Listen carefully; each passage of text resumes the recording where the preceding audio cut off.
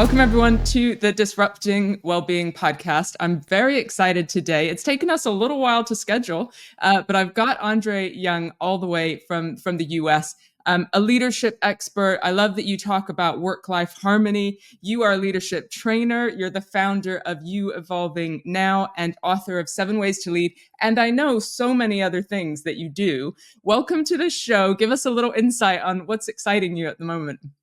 Oh, wow.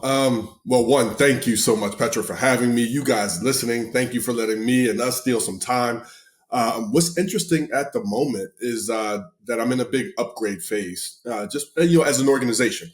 I'm a big believer in that we must, as leaders, be willing to upgrade 3 big things. We have to upgrade our people, and whether that's with training and understanding their needs, their list, what they're excited about, their ideas. We have to upgrade our processes, and we have to upgrade our technology. Now, timing is everything. These are things that must be upgraded through growth. So change, growth, and evolution are all 3 different things. However, to be successful, we have to do that. So with my busy season and moving around and doing different things and training and speaking, timing is everything. It's not, you can't do it all the time. However, now we're in the season of it. So I'm very excited having my one-on-ones with my team and then our quarterly meeting coming up. And I love the creation portion of this. I relate to so much of what you're saying. I'm kind of smiling as you're talking because it's almost, I know you're a parent as well. I'm a parent. And isn't it like you figure out one stage and then another stage comes along? So in the same way as leadership, you're like, I got this. I'm pretty good at this, right? You sort of figure it out. Yes. And life happens to keep you kind of humble and still growing and learning, like you said. It feels, I mean, what would you say is the biggest thing you're learning at the moment as a leader yourself? You know what? It's funny that you said that. I was just speaking at an organization a couple days ago, and I like to stay. I don't like to talk and leave. So I spoke, I trained, and then I stayed for their annual meeting. And I found out that they were having the same issues that I was, and that every company that's going through growth. And one of the things is, how do you maintain cash flow? As you grow, business can be great, but cash flow might not look like that. So you have to upgrade the process of how you manage cash flow. So that's one of the things right now. For example, so if you're listening and you're in a company, organization, and finances, you understand this. The better you get, the higher your prices may be. So so no one or everyone may not want to pay the lump sum. They want to pay you over time. And then the better you get, the more successful you get, the more books you get. So if you're booking things and then we're in April, but they don't happen until November or for 2025, yes, your projected numbers are great, but your bills don't stop before they pay you. No. And then all of these things, so you're growing your team costs more money. Your overhead costs more. You're upgrading other things costs more. So yes, your number at the end of the year is great, but managing and leading through cash flow issues through growth and evolution is a thing all of its own. And it's minor adjustments that can be made that make a big difference. And there's a balance, isn't there, between kind of transparency and trust with your team and saying, hey, this is the situation, kind of pulling together and driving forward, and not kind of making them nervous or too nervous. Like if you're the leader, if you're the person at the top, you're the one who should have the sleepless nights. Ideally, nobody has sleepless nights, but that's how I see it. Is like, I want to be the one that has the sleepless nights, not anyone else, when it comes to holding my nerve for those exact reasons. What do you think? What's the balance as a leader to kind of being transparent and open about those real challenges? Being transparent and saying, hey, like, this is the issue. It's not affecting, it's not going to affect you or your pay or us as an organization. However, as we're growing, this is an issue that's coming up that I didn't expect, that we need to adjust. Here's some ideas that I have. What ideas do you have? And I call it, let's take it to the doctor. So this is the issue. Let's take it to the doctor. What ideas does everybody have? Because I have an idea and I am the leader does not mean that somebody else's idea isn't as good, if not better. I love that. And don't say I hire employees. I bring in and I outsource. So you're already an expert in your field, and you may have done this with someone else and known a different way or a better way. So that's the big thing. And then the online program, I really loved creating ongoing trainings after I or someone leaves. I've been that employee, Petra, where you're sitting there and you guys listening. You've been that employee, that leader. You sat there, they finally brought in a speaker or a trainer that you enjoy, and then they leave and poof, Yeah. nothing happens, or you're addicted to your busy and you go back to doing what you're doing. So creating this ongoing flow of content, information, support, accountability has been fantastic. My team has been fantastic with it, and it's a joy to see companies actually use it. Yeah, it's beautiful, all the stuff that you're doing, and I imagine there's a whole juggling act, right? Because it's that vision piece and it's sales and it's building a business, but then it's also that long-term impact piece, which I know that you're so passionate about and find that that's the most important thing is like how do we impact behaviors long term?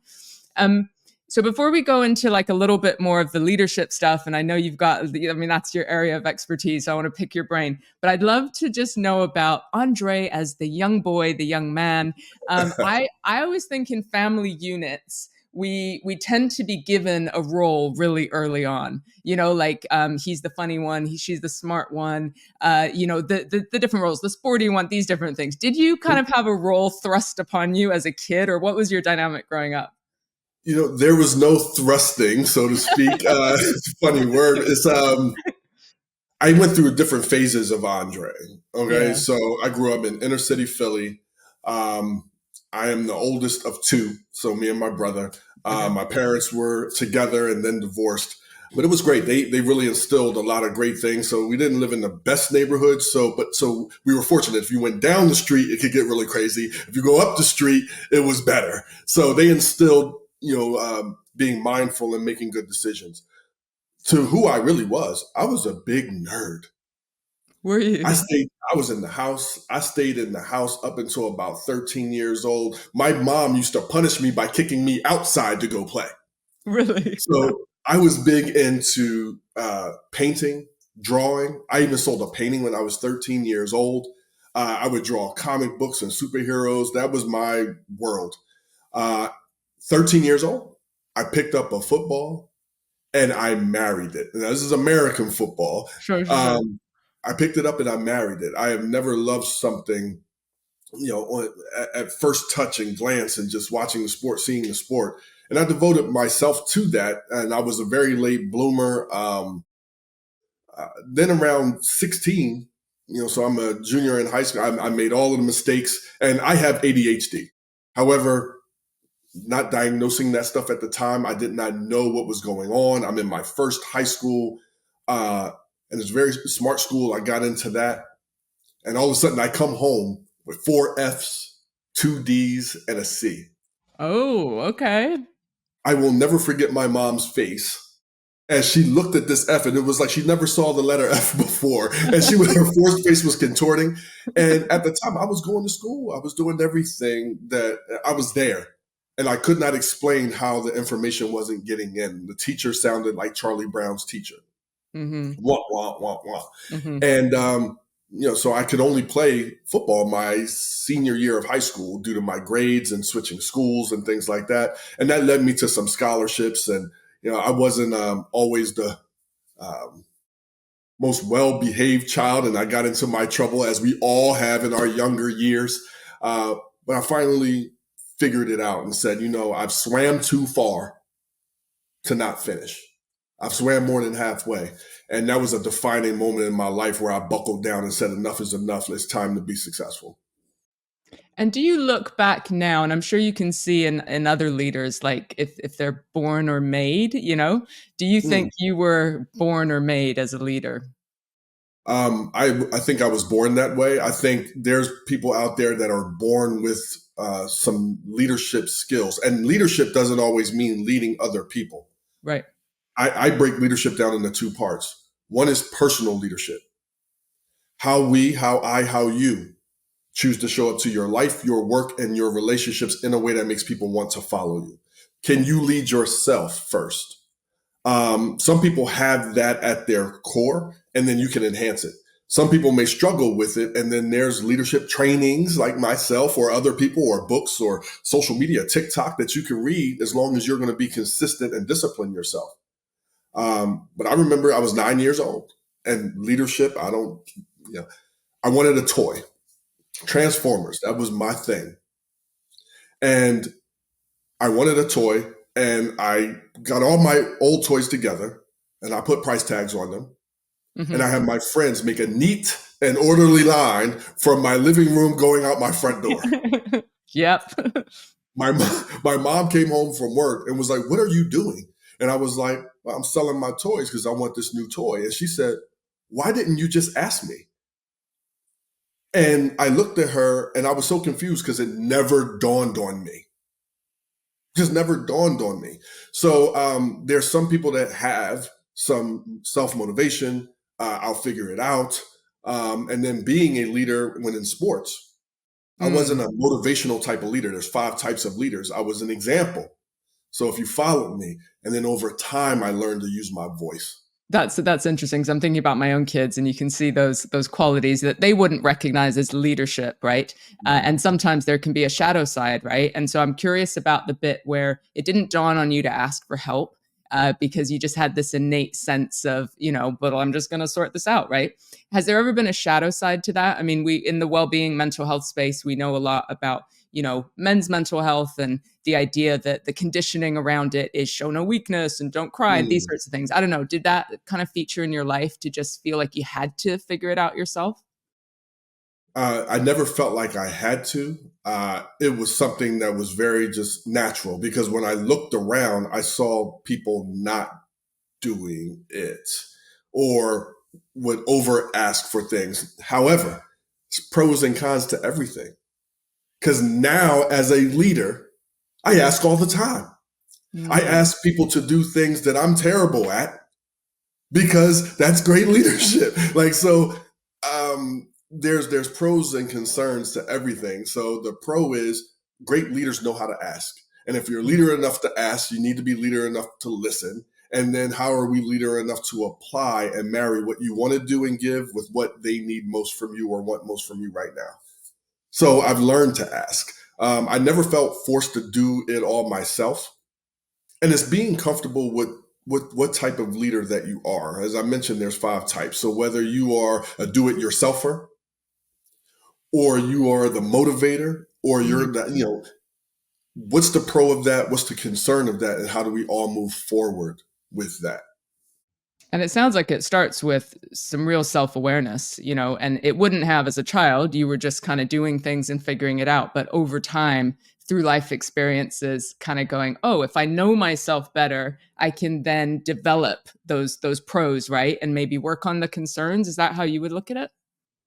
I would, because once you know yourself and you can really sit back and we're not blaming other people or shoulding, that's a bully word, shoulding other people or ourselves. Okay, this is my trait. For example, when I go into an organization and I share the 5 types of leaders, I never start with here's the pros and concerns of it first.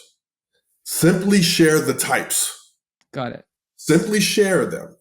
Because now people don't have a feeling attached to it, shame or guilt attached to it. So here's the types, which, a great leader is all Mhm. 5 types, given Got the it. person or the situation that requires it. However, we all have 1 or 2 that are really who we are at our core. And that can change over time, but we all have maybe, 2. What's yours? What's yours? What's yours? What's yours? Now, here's the pro. Yay. Yeah, I know. Amazing. Here's the concern, and here's what to do about it. So that's self-awareness is the key. Once you know who you are, once you know who your people are, we don't have to take things personal anymore. And now we can come up with a plan instead of operating off of our emotion of the minute. Beautiful.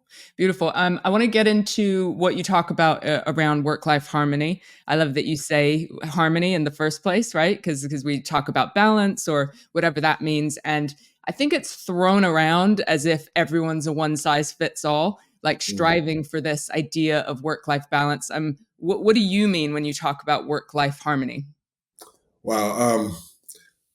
One of the things that you mentioned, work-life balance, I asked if you've heard of it, please know it's a lie. Okay. Right.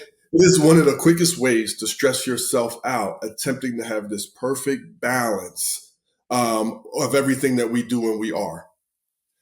I have 4 kids from 24, 21, 16, and 4 years old. Okay? I Yeah. run 2 companies. I travel extensively. I have no balance. Right. However, I have a whole lot of harmony because balance assumes that everybody needs the same amount of things from you at the same time, and that's not true. So, from a self awareness standpoint and a curiosity standpoint, I know what my wife needs and wants from me most right now. May not mean that you like it, may not even mean that you want to do it, but you know. And once you know, you can't unknow. I know what my 2 daughters need. I know what my 2 sons need. I know what my team and organization needs. I know what my foundation needs. And now we're back to that marriage. Can I marry what I want to do and give with what each of them need most from me right now? And stay with me, doing it a little bit outside of your comfort zone, but not so much that you wind up resenting them or the task. So I pick up my daughter from school, 4 years old, and she Mhm. wants me to paint her nails and play ice cream shop outside. And so funny. So 2 days ago, she said, Dad, I want to play outside. I said, okay, great. She was like, can we pretend that I need a job? And I said, okay. So she rolls up to me and says, I'm poor and I need a job. And I said, well, what can you do well? She said, send emails. So we had this whole play thing. I need to do that and play because I'm still working and doing, calls and agreements or getting ready to travel. I know what she needs. Can I do it and in a way and that allows me to do it a little bit outside of my comfort zone while I'm stressing getting back to this agreement that we're still fulfilling needs? When we do that for our partners, our kids, our teams, and for ourselves, it's amazing what work life harmony can spring about. Do you think so? I was just on a plane. I traveled with my kids, which was good fun. We went to Morocco for a week, which was amazing. And on the planes they say about the oxygen mask, and they say put it on yourself first before other people. I have this thing I sometimes talk about, which is that I think that was influenced by the patriarchy, and what I mean is, hear me out, is the way it's used in everyday like well-being language, right? Which is always put the oxygen mask on others before yourself is how it's sorry, on yourself before others. I'm getting it mixed up. So you got to put it on yourself before others. But the reality is, especially for a parent or I sometimes Mm, just think as a woman, right? That you're putting that mm, oxygen mask at the same time for everybody, right? So it mm. might be that in those crisis moments, you're sorting your daughter out and you're sorting yourself out. It's not always a perfect like, yes, I sat on a mountain and put the oxygen mask on myself and meditated for 3 hours and then consciously decided how to give from a full cup, right? Sometimes life is just we're giving while we're supporting ourselves. It's just a bit more fluid and messy than that. I don't know. Yes. Do you think it's possible to just always like oxygen mask on first? Is it a useful analogy in the well-being Um, space? I would say yes and no. Yeah. With 4 kids and 2 businesses and life and change and evolution, heck yeah, it gets messy as heck. And sometimes you'll give and give and give till you have nothing left. That leads us to a professional or personal temper tantrum of, look how much I do. Mm, So, and then we take care of ourselves, hopefully. Okay. You are absolutely right. I have never seen anyone demote themselves quicker than a woman, especially a mom. yeah. Okay. However, the temper tantrum is coming and it comes silently, but it's coming. It comes slowly, but it's coming. So yes, I understand and agree with what you mentioned. The other part is we may not have to put our mask on first or second or third. However, is the mask in the plan at all? Yep. So, what my suggestion is, well, for personal leadership, work life harmony, living our best life, is I'll share this. I'd say get your triangle right. Okay. Okay. So, at the top of your triangle, what's your vision for your life? What's your vision professionally? Now, if I'll break this down. If it's professionally, when it's professionally, what's the vision for your team? Okay. So you're a leader at work. What's the vision for your team? What's your vision for you there? A vision is a starting point, not an ending point. Beautiful. Right? So what are the vision factors? The 3 to 5 things that when you do them consistently, the vision has to come true. What are your expectations? Mine are the 3 P's: only hang out, hire, outsource with people that are positive, passionate, productive. 1 P without the other 2 is always a nightmare. And then what are your rules? My big one that most companies take is please accompany your problem with a suggested solution. And one of these 3 things will happen, and I explain. Personally, for your life, what is your vision for your marriage? What is your vision as a parent? When you do these 3 to 5 things, those vision factors, that thing must happen. Do you know what they are? Now, they can change over time, but do you know what they are? This now allows you to know what to say yes and no to. So you're not doing everything.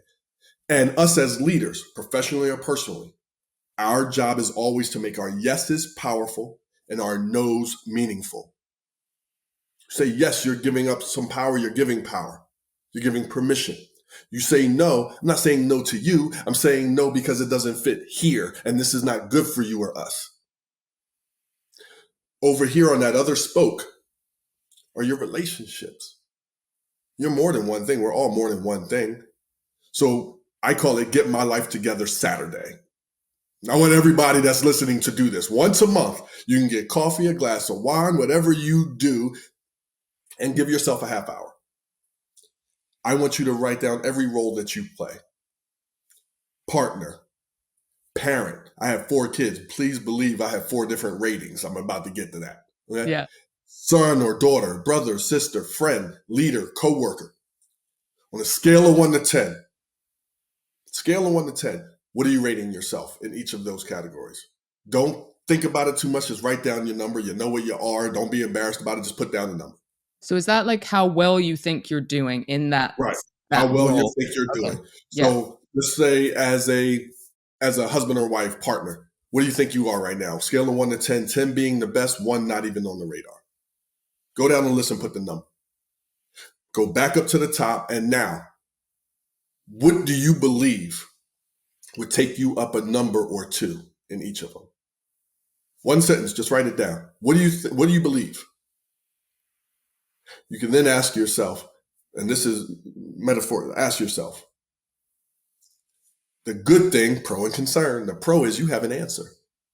Mm-hmm. The concern is if your answer doesn't match their answer, then so the heck what? Mm-hmm. So now you step back and look at it and say, what number am I most proud of? What number am I least proud of? Is there anything on this paper I want to do anything about? Because you did it. Nobody knows that you did it. You don't have to do anything. You want to improve your self-awareness? Do that once a month and watch your evolution. Because you're going to do something about that.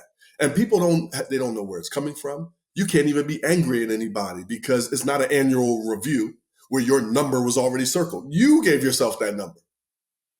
And when you choose to ask somebody what I call the get great question, damn, I want to give my wife flowers every Tuesday. I've been slacking with that.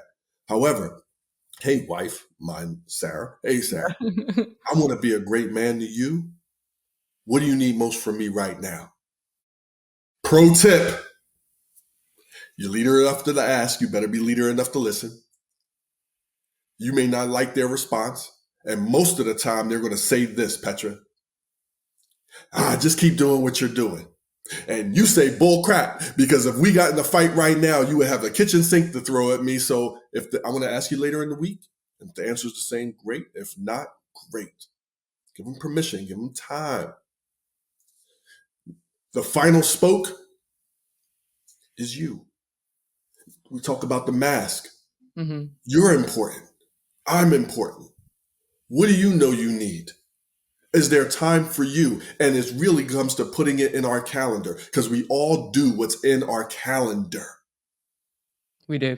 I'm on this interview today because it's in my calendar. I've looked up and I'm like, hey, there it is. I knew it was coming. But I'm like, hey, there it is. Are you in your calendar? My mask is getting with my friends for cigars. I have 2 sets of friends. I have some of my high school and college friends, not many, 3 or 4, and we're best friends.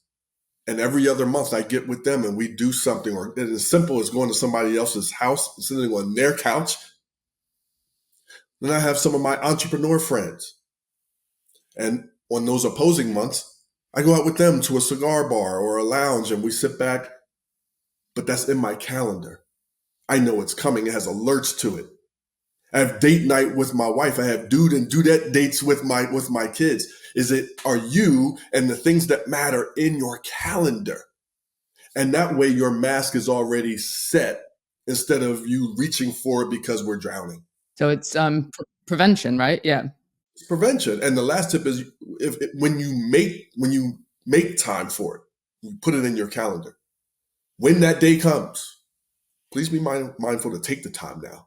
Because we all have an excuse of why we're too busy and I don't need that. No, you do. You knew it 3 months ago when you put it in there. You do. Or you knew it the last time you lost your temper and took it out on somebody or did something you weren't proud of, right? Those are our warning signs that we're like, ooh, in order to prevent getting to that sort of burnout point or overwhelm, whatever it might be. It's creating those Absolutely. habits, right? Yeah. Things that we do generally. And here's the golden tip that too many people don't do.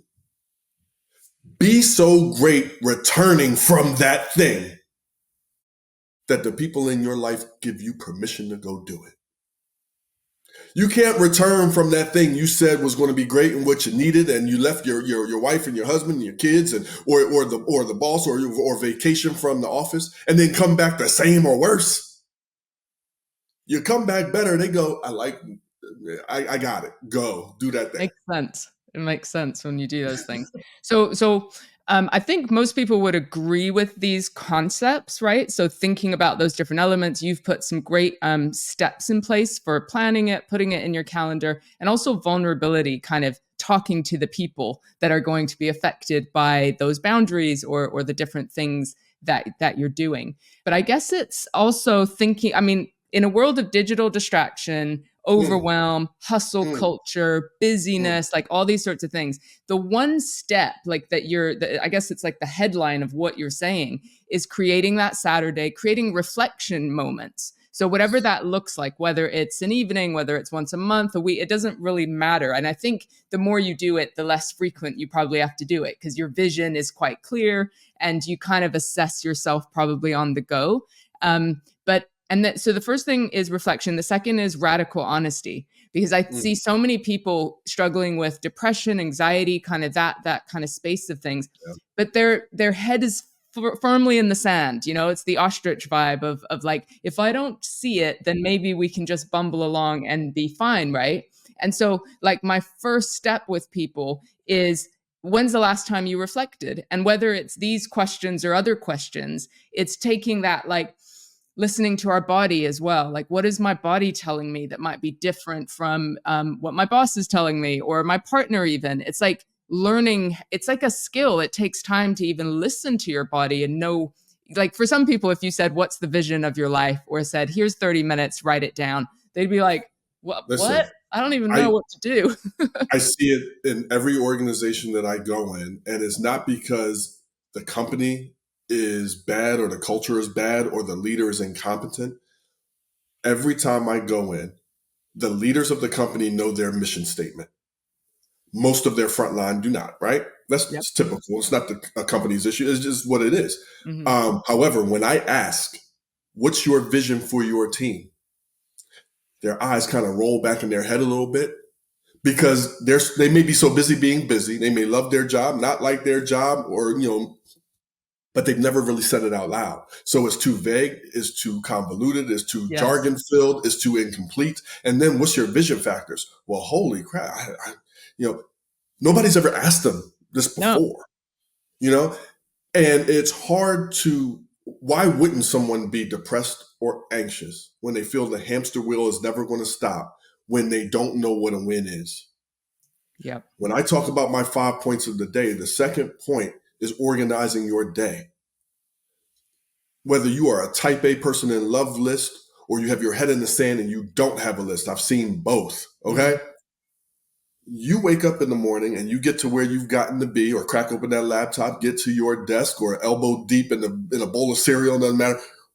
What's your list for the day? Yeah. What is it going to take for you to successfully complete your day, whether it's for your team, your business, your life? Write it down. Now, a lot of type A people love the list because they get to cross things off and it feels amazing, right? Raise it high, right? I'm one It of feels those. amazing. So the pro is you have a list and things get crossed off. The concern is, has that list ever stopped growing? That list will leak onto the next page. And now we can be busy instead of better. So I share with everybody, and this is including my kids, employees, leaders, CEOs, at the top of the page, write down wins. WINS, wins. What are your wins going to be for the day? I have 15 to 20 things it takes for me to effectively run my company. Hmm. I never have 15 to 20 wins, thought out and scheduled. I usually have 1 to 3.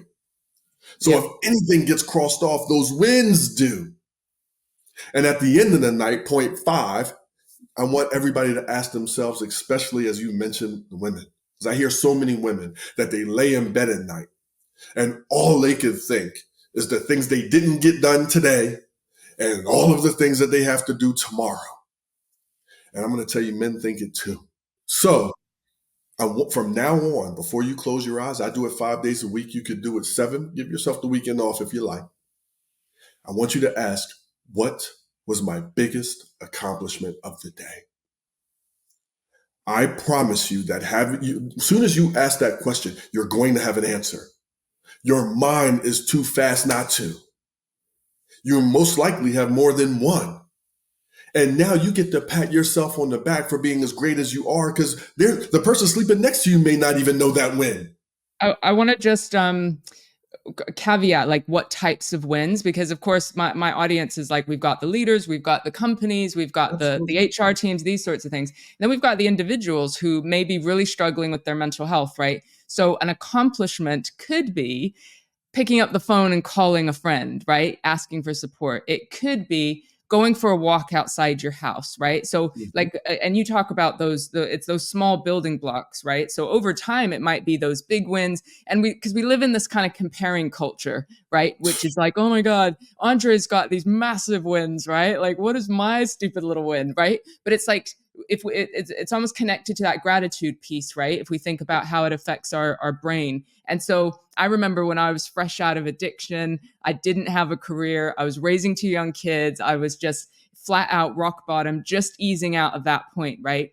And my gratitude or my accomplishment might be going to an AA meeting, or it might be just not drinking that day, or having an honest conversation with someone, right? So there's this whole range. And of course, the more we develop, the bigger those accomplishments can be. But I think it's just what it does in our brain, right? That is like Right. supporting our mindset. Right. And I'm so glad that you mentioned it, because it doesn't have to be, like you said, the big, I'm putting that Right. in quotes, you guys listening, accomplishments. And it just happened yesterday for me. Okay. So I was on a call, and this was a very surprising call. And they said, listen, we are working with the Chicago Bears, and we would like your help in possibly helping our coaches who are, doing the leadership training with them, or possibly you going in. I'm like, wow, okay, I wasn't even Oh, expecting that. That's really big. yeah. Um, then I went to the gym. I asked my 4-year-old, because she comes with me all the time. They allow her to work out with me. I said, Mace and Dre are coming. That's her brothers. And she says, oh, I want to come. I'm like, oh, when? So when we get there, we're all working out together. I made a decision a couple weeks ago to stop working out with my headphones with them there. I Mm. was being too distracted. Now I'm getting frustrated because I want to listen to this while doing that, while watching 4-year-old and 16-year-old and 21-year-old and training my 16-year-old. So I don't wear that anymore. We had such great time and conversation. They would go work out over there. My daughter's getting a little bit more free. She's going to the thing over here. Then my daughter asked, "Can we go in this dark room?" It was the aerobic room, and the lights were off, but they have different color lights on. My 16-year-old took her in, and they stayed in there for about 20 minutes playing with a tennis ball. When I went to bed and asked myself what my biggest accomplishment was, do you know that was it? Watching my 6-year-old and my 4-year-old play together without me telling them to do so, and watching them high five coming out of that room in a gym with me and my three. I have 4 kids, but Mhm. my other one's away. Watching that happen, that was my win. Now, of course, the list could be longer. The Bears thing was on there. Sure. Signing with another company was on there. All of these things were on there, but like you mentioned, and it's not the size of the win. What it is when you do this 5 days a week. Let's say you take the weekends out. That's roughly 300 days a year. You're going to do this, right? That's 300 wins. That's 300 wins. Huge. Winning becomes as addictive as losing. So you want to feel it, and that person sleeping next to you, you choose to ask them, hey, what was your biggest accomplishment, your biggest win for the day? They have an answer that I'm sure you wouldn't say or know about. And now you have connection, greater connection, which is just one of those pieces people are desperate for these days. Well, now you get to listen. My wife works in land development, right? Petra, I never know what she's talking about. I mean, I'm a smart guy, I figure it out. But dirt and swales and soil and contracts, I don't know her business. Yeah. However, when I ask her and she shares what her win was today and when it's related to work, now I know what to hug her for and Mhm. appreciate her for things outside of being my wife. She's Beautiful. more than my wife. She's an employee. She's a leader at work. She's a sister. So I don't know what she's going to say, but now I get to appreciate her for things outside of being simply my wife. What do we think about, so back to that work life harmony element, and I think we're getting loads of clues about how we can notice it, how we can plan for it, how it can be personal to us. But these days it's funny because you have these kind of warriors, who well-being warriors, who are like, it's 5:30, why are you still at your desk, or why are you sending an email at 10 p.m. or at these different kind of times, right? So it's like if you're not fitting into this 9 to 5 or 8 to 6, whatever it might be, kind of box, you're doing well-being wrong, right? Or you're not prioritizing work-life balance. And here in France, in Europe, they've got a law now that you can't send emails out of hours, right? So there's these different kind of components there. But in my team, we kind of value, because we talked about the 4-day work week, we talked about all these different ways of kind of managing our work-life balance together, but also individually. How can we support our differences and do it right?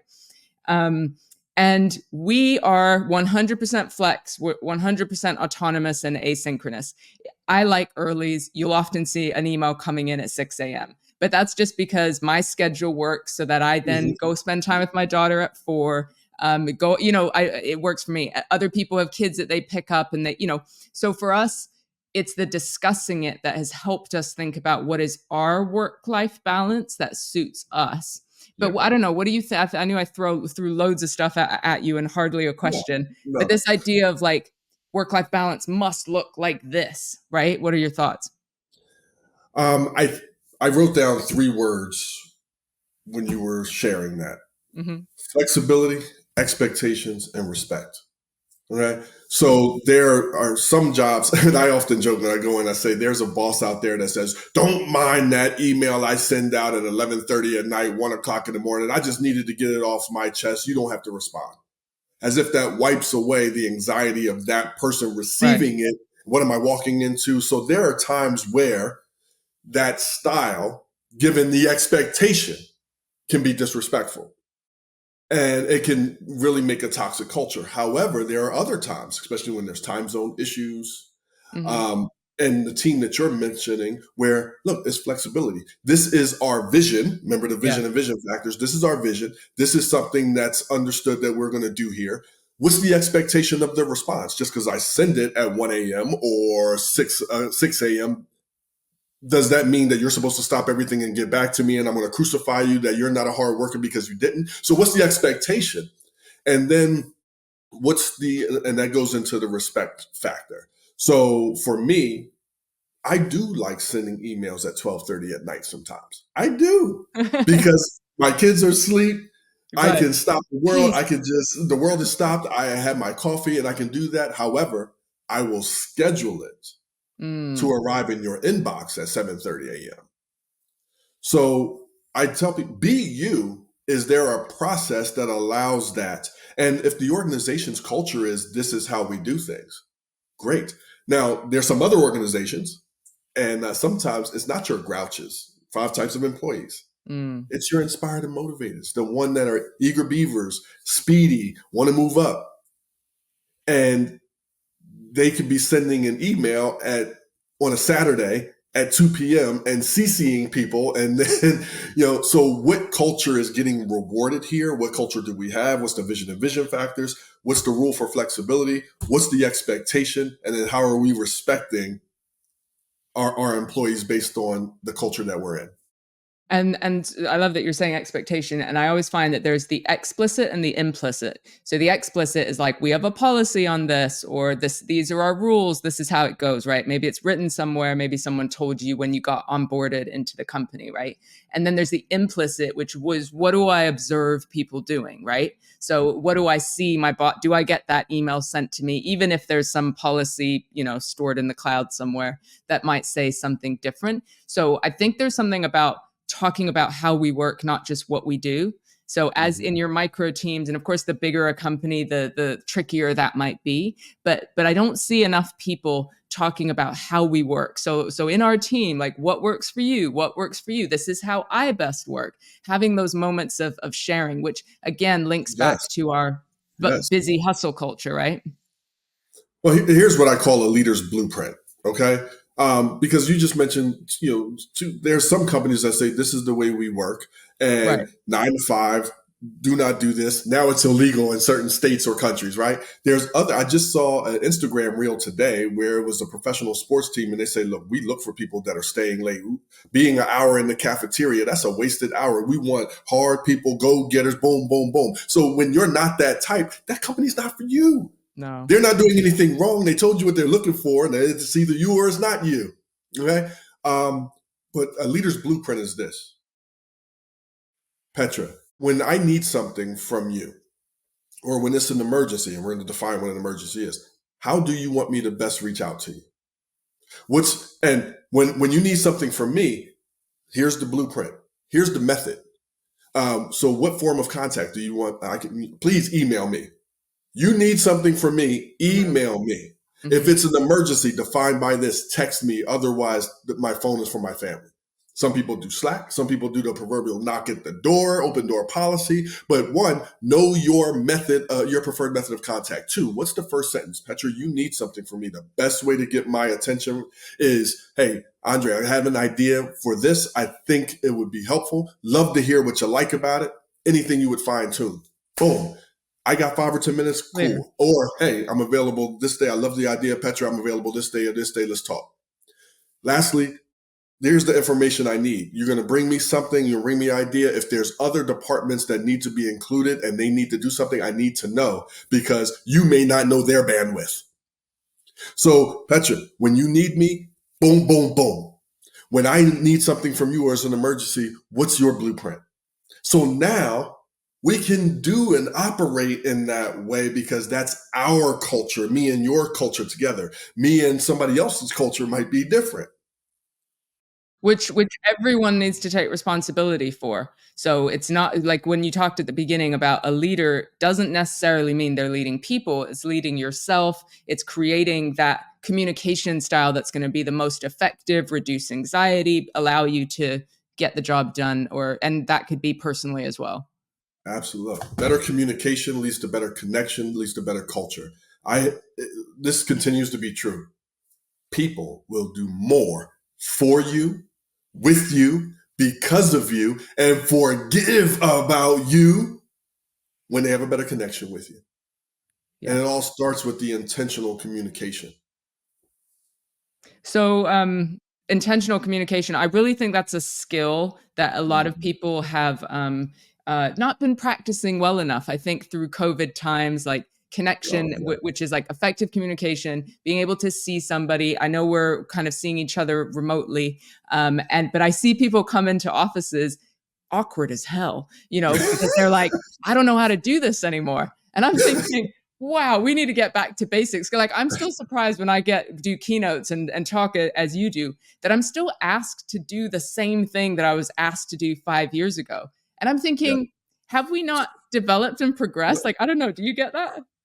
I have been blown away over the past couple months by what you just said, because I have underestimated. Okay, leaders accept responsibility and accountability. I completely underestimated the value of refreshers. I thought, just like you just mentioned, I Yeah. said it 5 years ago, 2 years ago, 6 months ago. I said Yeah. it. You're good. You got it. And even in my trainings, I say, hey, what was your biggest takeaway? I literally say, you are not going to do everything that I share. However, you're going to do one thing that really stood out for you. So what is it and what's going to be your homework? I am telling them they're not going to do everything. However, I assume that they got it all. They did not. No. I have grossly underestimated the power of refreshers, and my team and I just upgraded, and we're creating a refresher course with some additional new information. So yeah, and the awkwardness or the through COVID, Mhm. um, we only may know, depending on how hybrid or remote organization is, you may only know someone through their emails or that hourly scheduled Zoom call. And if that call is on with other teams, you know them even less. So it's monumentally important that organizations get their people to, I say the three C's, to celebrate, congregate, and collaborate. And yes, your people are going to complain about it. You may even complain about it. However, it is so necessary for that communication, that connection, and the culture. It absolutely is. We've got to connect. It's interesting. I'm still asked, and I can speak on quite a number of topics, but I'm asked to tell people how they can invest in themselves and how they can support each other. Simple, straight up. How do I and like real back to basics? Like, how do I ask somebody how they're doing? How am I allowed to ask and really? And of course, it's empathy, it's listening, these different things. But I'm like, this is a skill that should be a life skill that we should teach in schools, that we should be like, how do I support myself, how do I support others, like basic culture stuff, right? Well, you have kids and you have Yes. teenagers. Yeah, I Okay. do. I love how they think they can text me sometimes. They Yeah. text with the demand, I need to be at practice at such and such a time. Okay, well, first, hello. Yeah. Hi. Hey, Dad, happy Thursday, happy Friday. Hope everything is going great. Or, hey, Dad, I have practice at this time. Are you able to get me there? Like, the book ending of your need will go a long way. So if we have a generation that I call it like fast food texting. You're fast food texting. You're constantly scrolling. You have less interaction. You're working remotely. Social skills had to decline. Some people are out of practice. Some people never even got Never the learned, practice. no, from the Never even beginning. got it. And then now you're doing it with people that you may not really know. I remember my wife said, somebody emailed her and she says, who are they talking to? I said, baby, they may not know. Right. Nobody's been in the office. They may not know your title or where you are in the organization. All they have is a need and they sent the email. Email etiquette training, it's necessary. Yeah. How to use language to be supportive, and you can have a need, but like you said, bookending it. It's just common courtesy, we would have thought, but the world is changing so rapidly that this is changing too. I could talk to you all day, Andre. I just want to share ideas, and I'm learning from you as we go. So thanks so much for your time.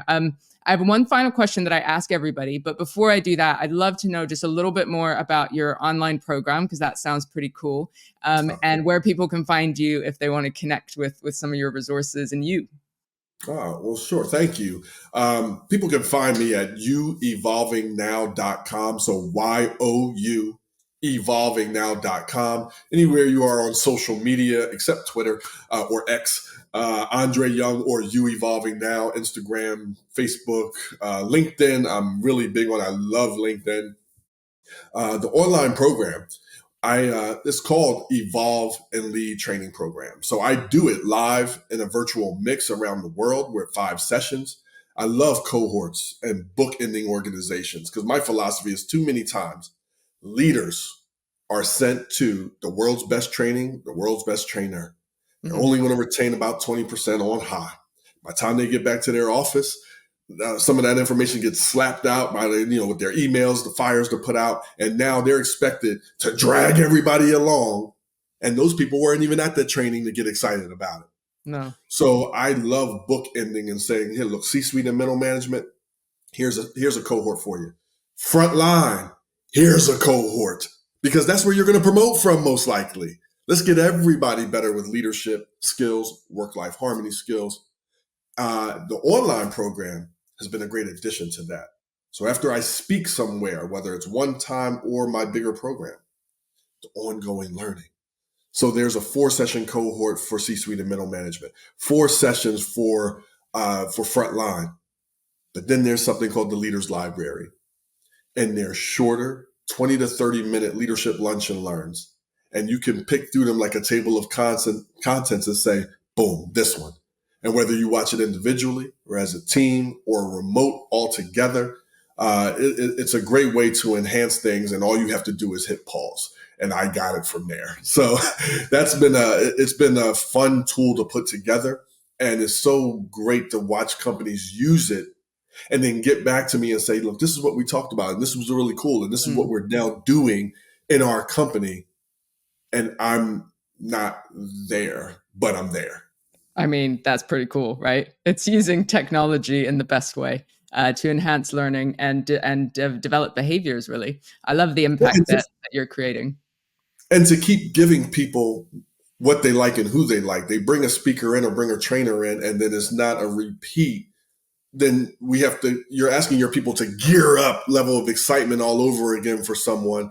Let's give them who they already like and are excited about. They'll be more willing to consume and do the information. Beautiful, and then it goes beyond the like dopamine hit inspiration, which can happen with the keynote, right? It's like shake things up, like, oh, I feel so buzzed, right? And then what happens the next week, the next day, even like, what's that ripple effect? So I love that you're kind of tackling that. All right. So our final question, which I ask everybody, I know you're coming from a leadership perspective rather than well-being or mental health specific, but let's see where we go. Don't overthink it. So the question is, what's the most radical change you think we need when it comes to well-being and the focus on mental health or leadership that we see in the world today? Wow. The most radical change. Mm-hmm. I've said it throughout the program because the one thing that keeps coming back to me was curiosity. And COVID, when we were all out of and working from home, it did that. And I say, let's keep the COVID effect going. And it sounds so, and I don't mean to minimize anybody's pain that went through anything Sure. and losses. That's not what I'm saying. What I'm saying, it was the first time in our world that everybody was on the same playing field, where we were getting on Zoom calls, and whether you were the CEO or whether you just started yesterday, we were in each other's worlds. We could not help but be curious because, wow, that's your real background. Wow, your kids just walked by. Wow, you have a dog that barks. Ooh, your UPS guy is at the door. I had a pet pig at the time. You could hear, that's a real story, but a whole different program. You could hear the oink sometime. So long story. But we got so connected with our people, and it was no longer about titles. It was about being of impact, taking care of our people, and getting the job done at a high level. And we got human to human more than we ever have. And then now, as we have come out of it, so to speak, and now we're going back to the workspace and we've gotten used to it, those people still have that same wife or husband that walked by, that same kid that was on the lap, that same dog that barked. They live and you saw their homes. When was the last time you saw your employees' homes?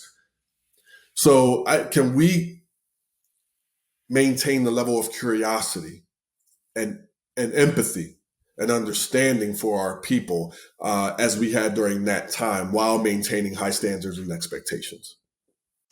Beautiful. And I'm thinking even the word intimacy, it sounds a bit radical for the workplace, but that's really what it was, right? Being able Yes. to kind of see who somebody was. And there was this window or this way of reaching out in a way that made it a Mm. little bit easier. And it's a real shame that I see many companies pulling back and Yeah. mandating times in offices and being very functional. So I love those thoughts. Thank you so much for giving us insight into all of your acronyms, because you've got some pretty cool ones, helping us think about leadership styles, thinking about how we can have a vision for our lives, and also who we are as employees. How do we balance that work-life harmony and think about well-being differently? Andre, thank you so much for your time. We will add all of your links into the show notes. Thank you so much.